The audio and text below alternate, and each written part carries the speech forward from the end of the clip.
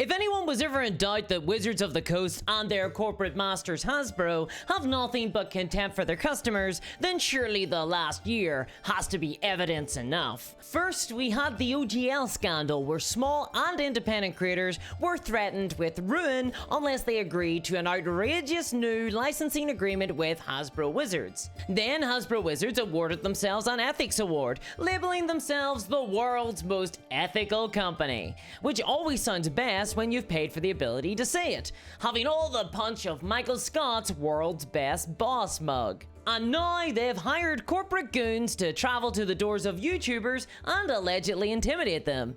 Who is it? Goons! Who? Hired goons! Hired goons? Yep, that'll make you more fans. That's exactly what a toy company should be up to. This has been, without a doubt, one of the wildest years for Wizards of the Coast, for Hasbro, and for fans of games like Magic the Gathering and D&D in all of memory.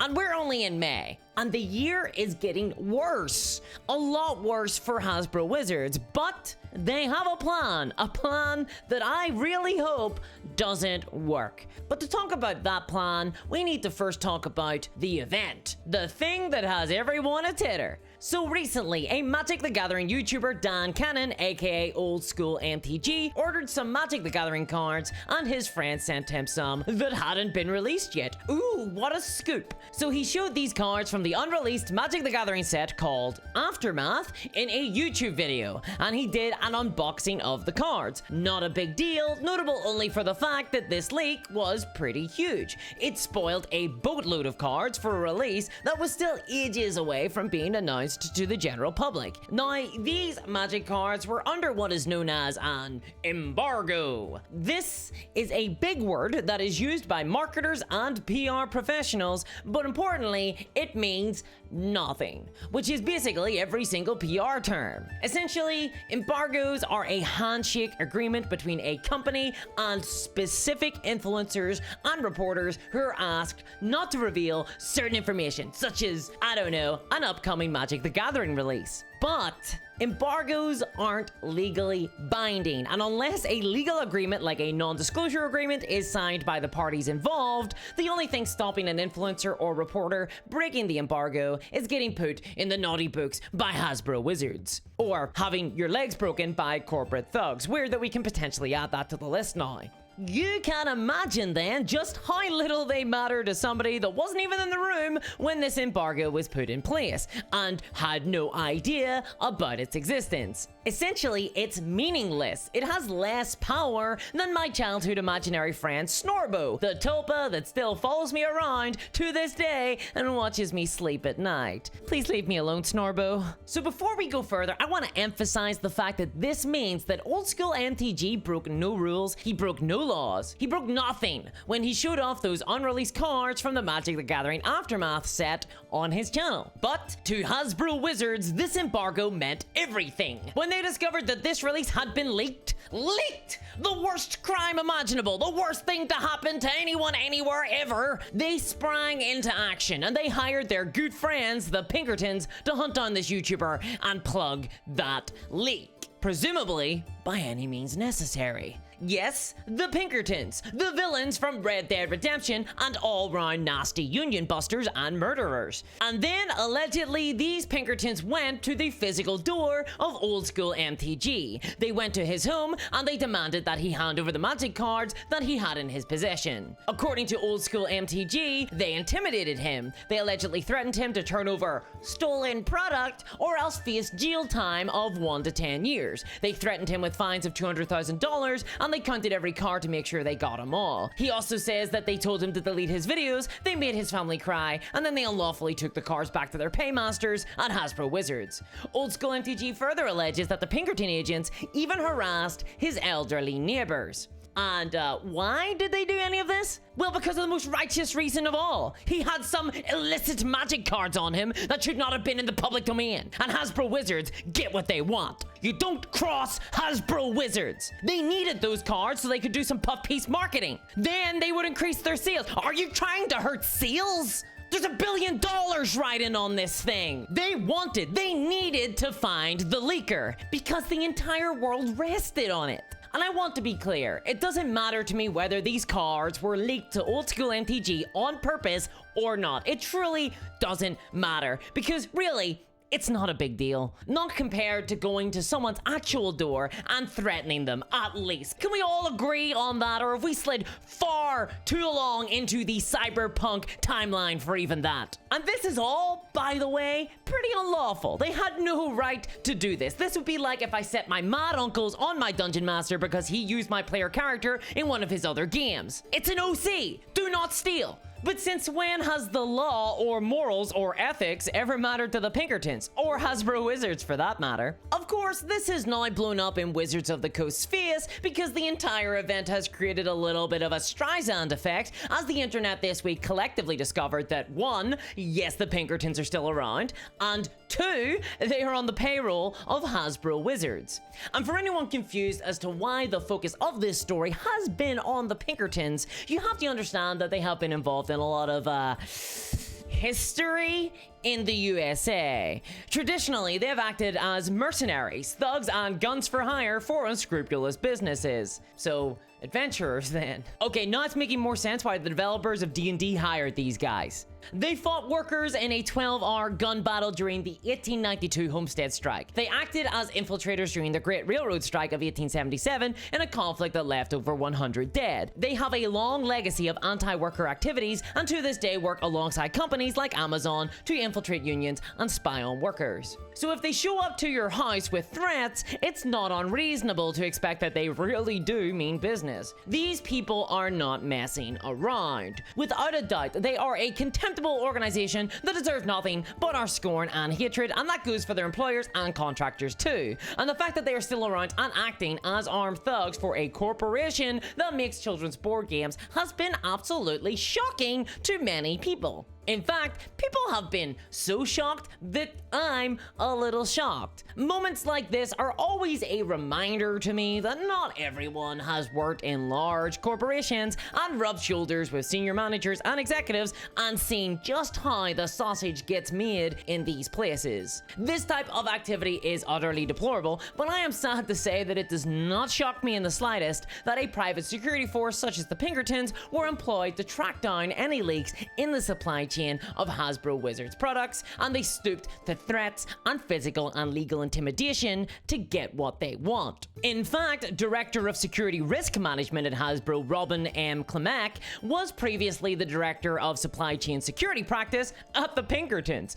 And the current Manager of Global Investigations, you'll never guess where he worked, he was a former Pinkerton agent. It was probably one of them that hired their buddies in the Pinkertons to do this dirty little job. And I have to stress that it is not a coincidence that these individuals were hired to these security roles at Hasbro Wizards with a CV that included Pinkerton work. All that union busting, all that strike breaking, all that employee surveillance, that's a desirable pedigree to have on your CV to work at a company like Hasbro Wizards. And the Pinkertons are just a single company. They're not alone. In 1999, they were bought by Securitas AB, a Swedish security company, for $384 million. That's a lot of tamales. Securitas AB is basically a larger, more international Pinkerton group that provides services euphemistically called security guarding, risk management, and intelligence security to a lot of companies that I have worked for in the past. We are talking about very large multinational corporations, which, and this might be news to some people, Hasbro finds itself a part of. And these companies hired Securitas not only for corporate espionage, which, yes, does happen outside the pages of Shadowrun, but also for general security, from guarding buildings to retrieving things that their contractor thinks should not be in public. And frankly, these types of threats from large corporations are not unusual. In fact, as Linda Kudega reported for Gizmodo, this wasn't even the first time that Hasbro Wizards have hired Pinkertons to do their dirty work. Woohoo! What is unusual in this case though is that there doesn't tend to be quite the same threat of physical violence on members of the general public. But legal force, intimidation, and lies are frequently used by corporations like Hasbro Wizards and others like Games Workshop to shut down, to silence, and to intimidate smaller creators, competitors, editors and independent journalists very often. Of course, it is always shocking when these threats move from written emails sent by legal departments to the real world by men presumably in wide-brimmed hats and carrying six-shooters. And this might be me being a little cynical here, but I can't help but think that if that Pinkerton agent that arrived at old school MTG's door had identified himself not as a Pinkerton, but as an investigator from Securitas or some other legal department, then maybe people wouldn't be talking about it in the same critical tone right now. I mean, I would, but there's a lot of interested parties out there who just want Wizards to get things back to normal and would prefer this sort of stuff never gets talked about. I don't know, maybe I'm being a little too cynical, I'm battling some convention sickness, and I'm pretty tired. Maybe I'm being pessimistic. But I do wonder as to whether the response from the media might have been a little different. We'll never know, but let me tell you, as somebody whose job it is to come up with intriguing titles that trick people who have no interest in D&D sandbox campaigns into watching awesome videos on why they should run D&D sandbox campaigns, being able to call these corporate thugs Pinkerton agents has made the life of a lot of people with similar jobs a lot easier. Because calling them Pinkertons is salacious. But really, I think that this entire scandal should have us reassess whether or not things such as leaks for products like magic cards are really that important. Because all they do is undermine the marketing department at Hasbro Wizards, and at this stage, who cares? I know I don't, honestly, but I imagine that if this YouTuber had received a threatening letter, a cease and desist from a lawyer, many people would be jumping to the defense of Hasbro Wizards right now, saying that they have to protect their copyright, which is actually what the Pinkerton agents told Old School MTG was their reason for being at his home. Allegedly. Regardless of my thoughts on that, it was the Pinkertons who did physically show up to Old School MTG's door. And as a result, since that happened, Wizards of the Coast have been absolutely crushed by the weight of 1,000 comments about it. This entire event feels like a marketer at Hasbro Wizards asked a monkey's paw to get everyone to forget about the OGL scandal, because it has worked in absolutely the worst way. Seriously, this entire thing has given critics of Hasbro Wizards the ability to make a lot of jokes at their expense, and it has absolutely warped all the PR and all the marketing around not only Magic the Gathering, but Dungeons and Dragons as well. For example, a few days ago, their Twitch stream showing off the set that was leaked by Old School MTG was utterly derailed on their Twitch channel by people talking about Pinkertons. The comments were so overwhelming that moderators had to put their hands up and concede defeat, that they just couldn't ban everybody. And as you can imagine, that ended up being an incredibly short stream as a result. In fact, overall, the entire release of Aftermath has been completely overshadowed by their employment of goons. The Aftermath has been shrouded by the Aftermath. I'm pretty sure I'm like the 29th person to have made that joke. And Wizards have been forced to quietly fart out all the details of the cards in this release without any fanfare at all, in the hope that no one notices. Because every time the card set is mentioned, people scream the word Pinkerton, and suddenly we're all talking about whether it's acceptable that we now live in Shadowrun. While Wizards desperately hope that no one asks them any questions about their policies on what they'll do if the bats is caught sniffing around. There's no satisfying answer they can give to their player base about why they sent Pinkertons to a YouTuber's house, and they know it. That's why they haven't issued out an apology or explanation, and instead they have simply released a statement saying that they strongly refute Old School MTG's version of events, and that they didn't instruct the Pinkertons, they didn't hire them to intimidate anybody. Much like Tywin Lannister didn't order Gregor Clegane to do all those war crimes in the Riverlands, he just sent him out to that area, and what do you know, war crimes happened. So at this stage, it seems like Hasbro Wizards' master plan is just that we'll all forget this ever happened. They're off to the Winchester and letting this whole thing blow over. Which, if you remember, was their original plan to handle the OGL scandal before people started canceling their D&D Beyond subscriptions. Ooh, turns out you dip your hand into their pocket and they sit up and take notice. But ignoring a scandal and hoping it goes away is kind of the patented Hasbro Wizards PR move. And in fairness, it has worked for them in the past. Who else remembers the allegations that senior management bully employees at the company? Those allegations were leaked out this year during the OGL scandal. That kind of blew over, didn't it? Or how about all those sweatshops? Remember those? Because they're real! Yes indeed, they're around right now as we speak.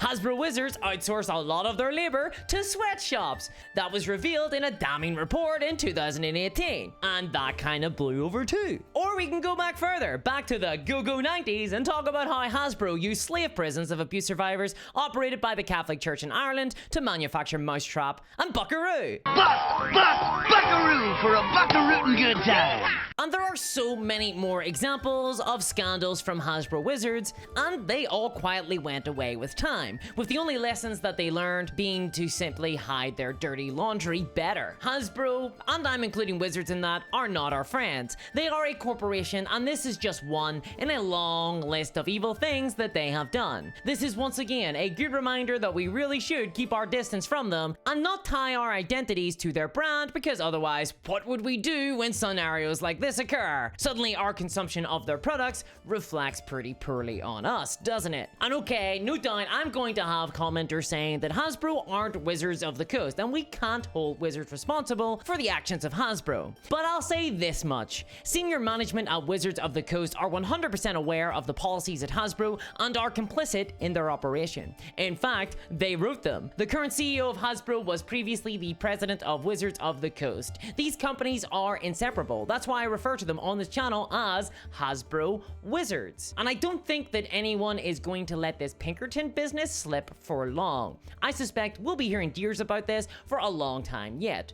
But it will inevitably slip from the pages of the front news and leave all the thumbnails with shocked faces, and we will return to talking about other things in no time at all, like, I don't know, how exciting the next D&D playtest is or something. Which is understandable. I mean, we only have so much attention span. And I say that as somebody who struggles to read a single page of a single book before reaching for my phone.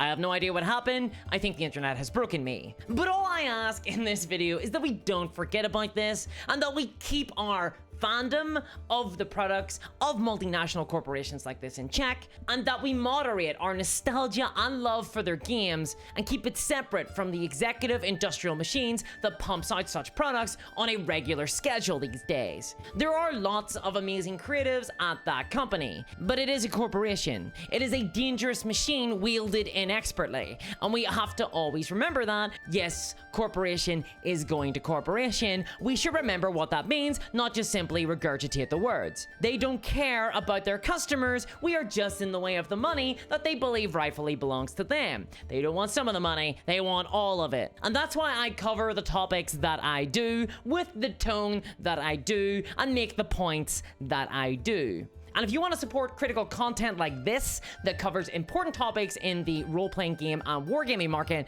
then please check out my Patreon at patreon.com/discourseminiatures and help me continue to do this. It's only thanks to your support that I can create this content and be safe from corporate goons. And a huge thanks to all my patrons, especially Sonic Bread, Crypto Kev, and Novini. And I'll catch y'all next time. Bye-bye. Was that a knock?